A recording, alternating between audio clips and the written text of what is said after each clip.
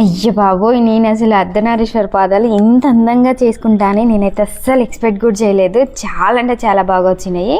6 నెలల నుంచి నేను ఈ పూజ చేసుకోవడం కోసం ఎదురు చూస్తున్నా. తీరా టైం అయితే దగ్గరికి వచ్చింది. దగ్గరికి వచ్చినాక నా మనసులో అయితే పూజ ఎంత బాగా చేసుకోవాలి అన్న ఆలోచనలే నా మైండ్లో అయితే బాగా తిరుగుతూ ఉన్నాయి. అలా నా మైండ్లో వచ్చిన ఆలోచనే ఈ అర్ధనారీశ్వర పాదాలు.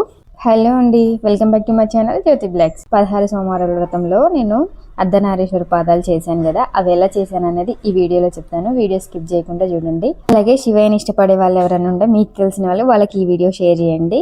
నాకు అర్ధనారీశ్వర పాదాలు చేయాలి అనే ఆలోచన రాగానే నేనైతే ఫస్ట్ షాప్ దగ్గరికి అయితే వెళ్ళాను. అమ్మవారి కాలు కోసం పట్టీలాగా ఒక నెక్ చైన్ అయితే తీసుకున్నాను. ఆ తర్వాత అయ్యవారి పాదం కోసం అయితే ఒక కడియం తీసుకున్నాను.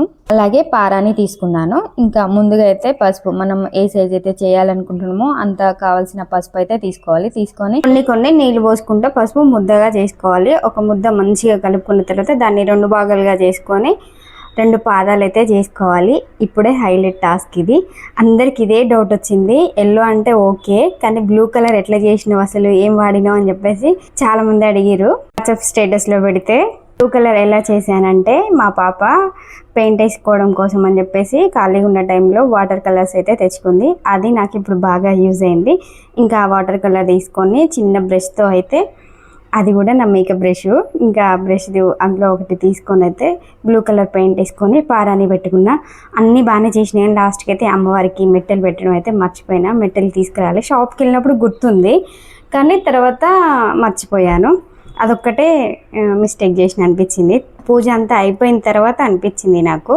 డెకరేషన్ అయితే అన్నీ నేనే చేసుకున్నా. దగ్గరుండి అన్నీ నా చేతులతో నేను చేసుకొని పూజ చేసుకుంటే మాత్రం మస్తు ప్రశాంతంగా అనిపించింది.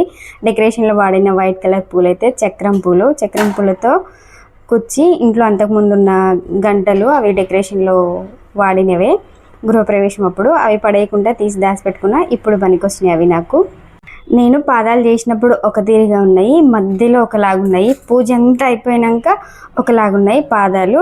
నిజంగా పూజ చేసిన తర్వాత దేవుడు వచ్చి కూర్చుంటే ఎంత అందంగా ఉంటుందో పాదాలు కూడా అంతే కళ వచ్చినాయి. నా పూజకు ఫలితం దక్కింది అనుకున్నా. నేను చేసిన పూజ స్వామివారు స్వీకరించారు అనుకున్నా. ఎందుకంటే చూడండి, ఫస్ట్ ఫోటో పెట్టినా, లాస్ట్లో పూజ అంతా అయిపోయినాక ఫోటో పెట్టినా ఎంత డిఫరెంట్ ఉన్నాయో. పాదాలు మాత్రం పూజ అంతా అయిపోయినాక మస్తు కళ అనిపించినాయి. మీరు కూడా చూసారు కదా, మీకు కూడా సేమ్ ఫీలింగ్ ఉంటే మాత్రం కామెంట్ చేసి చెప్పండి. అర్ధనారీశ్వర పాదాలు ఇలానే చేసుకున్నాను. ఈ వ్రతంలో అలా చేసుకోవాలని రూల్ ఏం లేదు, నాకు చేసుకోవాలనిపించింది కాబట్టి నేను అలా పాదాలు తయారు చేసుకున్నాను.